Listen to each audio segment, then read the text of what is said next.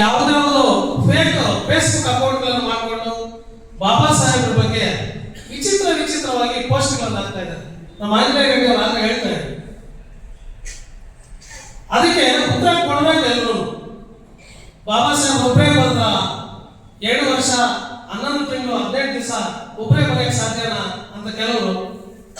ಸಂವಿಧಾನ ಬರೆಯಕ್ಕೆ 64 ಲಕ್ಷ ಖರ್ಚಾಯ್ತಂತೆ, ಹಾಗಾದ್ರೆ 64 ಲಕ್ಷ ಒಬ್ಬರೇ ತಗೊಂಡ್ರ ಬಾಬಾ ಸಾಹೇಬರು? ಈ ರೀತಿಯಾದಂತಹ ಕಾಮೆಂಟ್. ಬಾಬಾ ಸಾಹೇಬರು ಸಂವಿಧಾನ ಬರೆದಿರೋದಕ್ಕೆ ಅವರು ಪಾರ್ಲಿಮೆಂಟ್ ನಲ್ಲಿ ಉತ್ತರಗಳನ್ನು ಕೊಡ್ತಾರೆ. ಏನಾಗ ನೆಹರು ಪ್ರಧಾನಿ ಆಗಿರ್ತಾರೆ, ಸಚಿವ ಸಂಪುಟ ಇರ್ತದೆ, ಕೇಂದ್ರ ಸಚಿವ ಸಂಪುಟ, ಇಷ್ಟೊಂದು ಪ್ರಶ್ನೆಗಳು ಬಂದ್ರು ಬಾಬಾ ಸಾಹೇಬರು ಒಬ್ಬರೇ ಉತ್ತರ ಕೊಡೋದು, ಬಾಬಾ ಸಾಹೇಬರು ಒಬ್ಬರೇ ಉತ್ತರ ಕೊಡೋದು.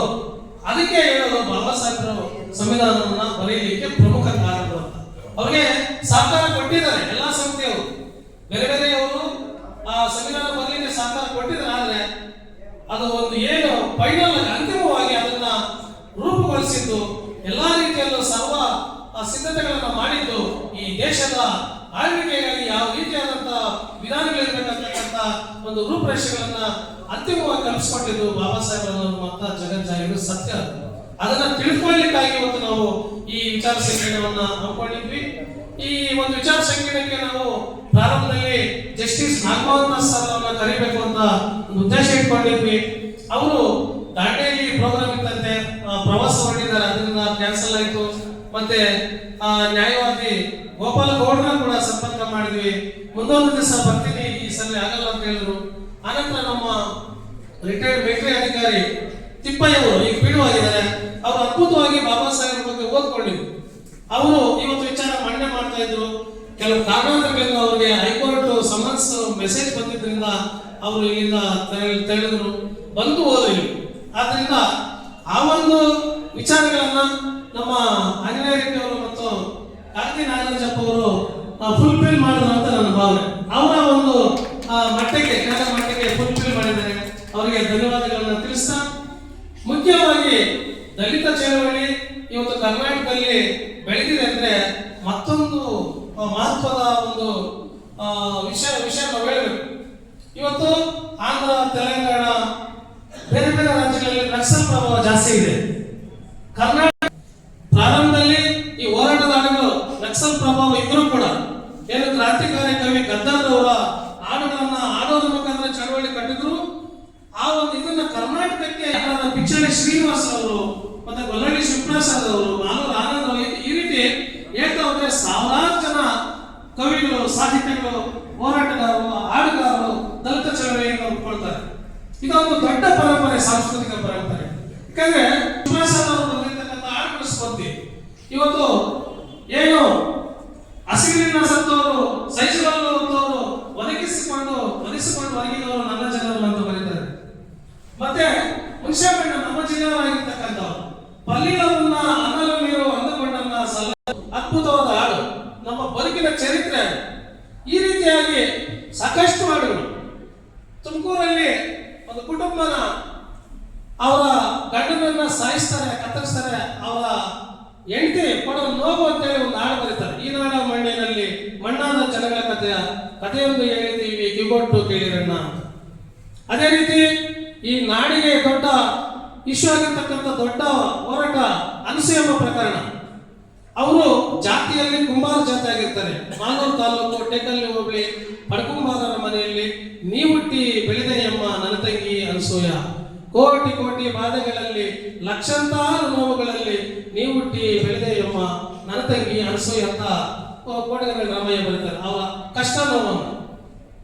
ಅಂತ ಅನಸೂಯಮ್ಮನ ಅತ್ಯಾಚಾರ ಪ್ರಕರಣವನ್ನ ದಳಸಂಘರ್ಷ ಸಮಿತಿ ಕೈಗೆತ್ತಿಕೊಂಡು ದೊಡ್ಡ ಹೋರಾಟ ಮಾಡ್ತದೆ.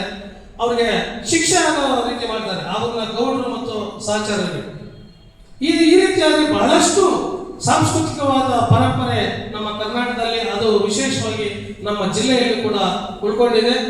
ಈ ಚಿಕ್ಕಬಳ್ಳಾಪುರ ಜಿಲ್ಲೆ ಗೌರಿಬಿದನೂರು ತಾಲೂಕಿನಲ್ಲಿ ನಾಗಸಂದ್ರ ಭೂ ಹೋರಾಟ ಇಡೀ ರಾಜ್ಯಕ್ಕೆ, ದೇಶಕ್ಕೆ ಮಾದರಿಯಾಯಿತು.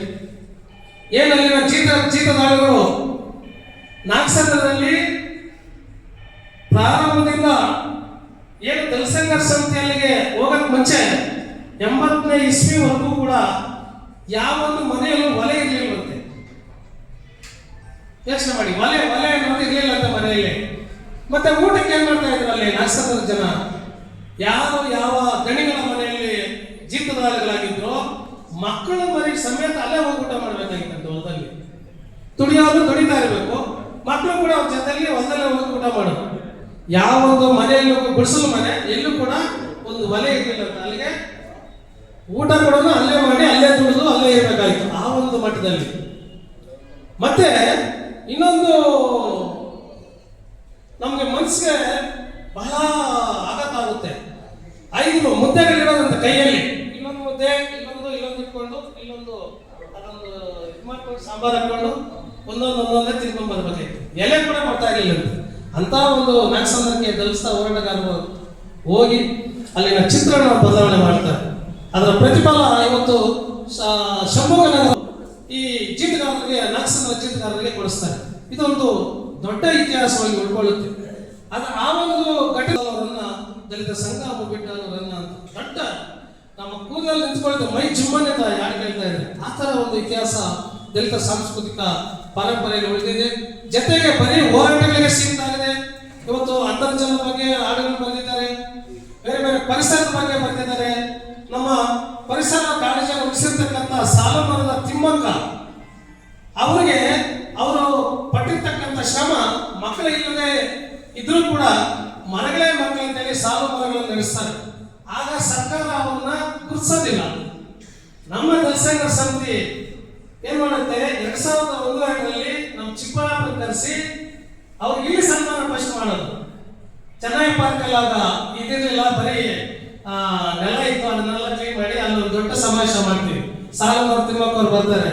ಆ ಸಂದರ್ಭದಲ್ಲಿ ಮುರುಘಾ ಶರಣರು ಕೂಡ ಬರ್ತಾರೆ, CM ಮುನಿಯಪ್ಪ, ದೊಡ್ಡ ನಮ್ಮೆಲ್ಲ ವೆಂಕಟೇಶಣ್ಣ, ದೊಡ್ಡ ನಾಯಕರುಗಳೆಲ್ಲ ಚಿಕ್ಕಬಳ್ಳಾಪುರ ಬಂದು ಚಿಕ್ಕಬಳ್ಳಾಪುರದಲ್ಲಿ ಸಾಲುಮರ ತಿಮ್ಮಕ್ಕನ್ನ ಒಂದು ಹಾಡು ಹಾಡೋದ್ರ ಮುಖಾಂತರ ಸನ್ಮಾನ ಮಾಡ್ತಾರೆ. ಅವರಿಗೆ ಸೂರ ಗುಡಿಸಿಲಿನೊಳಗ ಊರ ಬೆಳಗಿದ ದೀಪ, ದಾದಾವಾದಳು ಹೂಗಳ ಹಾರಕ್ಕ, ಹೆಸರು ಸಾಲುಮರದ ತಿಮ್ಮಕ್ಕ, ಹೆಸರು ಸಾಲುಮರದ ತಿಮ್ಮಕ್ಕ ಅಂತ. ಹೂಗಳಿಗೆ ನೀನು ದಾರ ಹಾಕ್ತೀಯ ಅಂತ. ಎಷ್ಟು ಅದ್ಭುತವಾದ ಸಾಹಿತ್ಯ ಇದೆ. ಆ ರೀತಿಯಾದಂತ ಸಾಂಸ್ಕೃತಿಕ ಪರಂಪರೆ ಈ ದಲಿತ ಚಳವಳಿ ಇದೆ. ಸಾಂಸ್ಕೃತಿಕ ತಳಹದಿಯ ಮೇಲೆ ನಾವು ಚಳವಳಿಯನ್ನ ಮುನ್ನಡೆಸೋಣ.